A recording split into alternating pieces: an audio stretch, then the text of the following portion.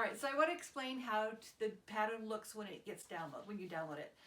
So they come out with the typed directions, a couple pages of that. Sometimes there's a little diagram of a layout. You can see that that's this one right here. Then there's also some things about making the bottom part, this part down here that goes on the top of attaches to the top. Another page like that. But when you get to the applique part, which is this part, I would like to show you how, when I draw it out, I use freezer paper, my best friend, as far as tools for quilting and sewing and art. And I just will sketch out something, but you can't really download this on your computer because of the sizes of your printer paper. So you have to break it up into sections. So just for example, this one here, Sleepy Dinosaurs, it has left section top, page 1 of 6, left section bottom, page 2 of 6. So you can tell that this is right here and right here. And they have these little X marks here that are registration marks. So when you go, if you have a light box, you can put on a light box and line it up so that you can see that it lines up, even with just the light right now, because it's daylight, I can see it. But if you were doing it at night, you wouldn't have that. So you also can go to your window and place it on your window because the light will shine through too, and you can place it. When you get it lined up, then just put some tape on your pattern so that you can have a pattern that's all one piece.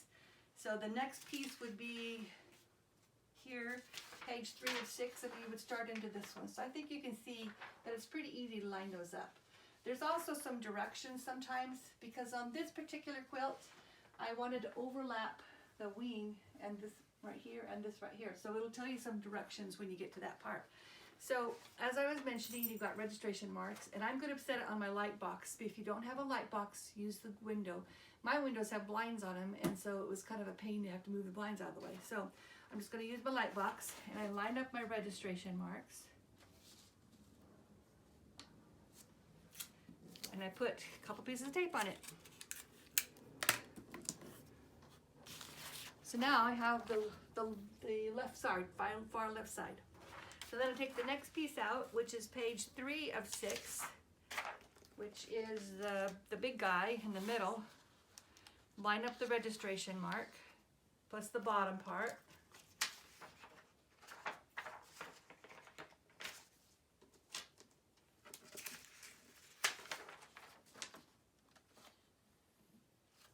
Okay.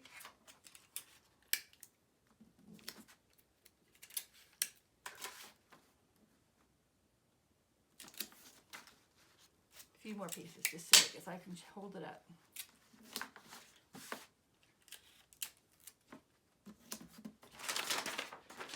So now you've got that much, so we're almost done. So follow to the far other side and do the same thing, matching up the registration marks. And also you can use the outline itself, the animals that are on here, the dinosaurs, to match up your marks too, because you can see how it fits together.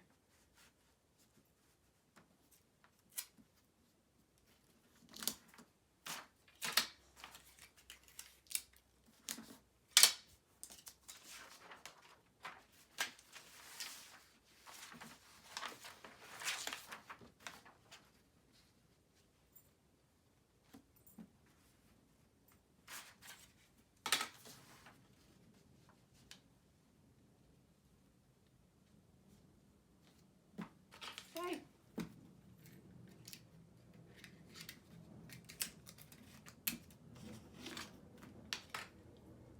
It's actually easier to do it on the window because you get more space, but my light box is kind of small. But because of my blinds, I'm just going to do it this way. So you can see now you have a full-size pattern, which I drew on freezer paper. But now you printed it out on your printer and you have your pattern ready to go. So when you get your pattern like this, you can go reinforce this with more tape and so that it doesn't fold at all. But you use this to trace your pattern pieces onto your fabrics for your applique. There's lots of different ways to do applique, and we're going to have some videos on how to do needle turn applique with a finished edge by machine, because I don't like to do it by hand. There's also going to be fusible because you can do fusible web, and there's freezer paper methods. There's just all kinds of methods. So we'll try different things. Sometimes I use one, sometimes I use another. I have this same quilt with a different bottom, different animals that I made into several ones. I've got owls, but I don't have them here. They're loaned out at the moment, that are so cute, called, I can't remember, now I lay me down to tweep, I think. But this one is Twinkle Twinkle Little Stars, Star. And you can see that the same thing happens with these pattern pieces. You just print them out and then look for the registration marks, put them together, and then you'll have instructions for the bottom. And there's a little bit of hand work on this one. And then this one right here has a blanket stitch around the edge, and that's just one of the ways we'll have a video about, to talk about, if you can see that up close. And I love that blanket stitch because it gives it a nice outline. But you can also do a straight stitch, and you can do a zigzag stitch. You can turn the edges under. There's all kinds of ways. And then here is another one, same idea. That had a rail fence bottom on it. This one has more of just like a 4-patch with a square. This one is called For Sleepy Forest. But it's the same thing again. You'll have a big panorama right up here at top that you'll have to print out and then piece it together. Okay, so I hope that helped. If you have any questions though, you can always send me a message and I will get back to you.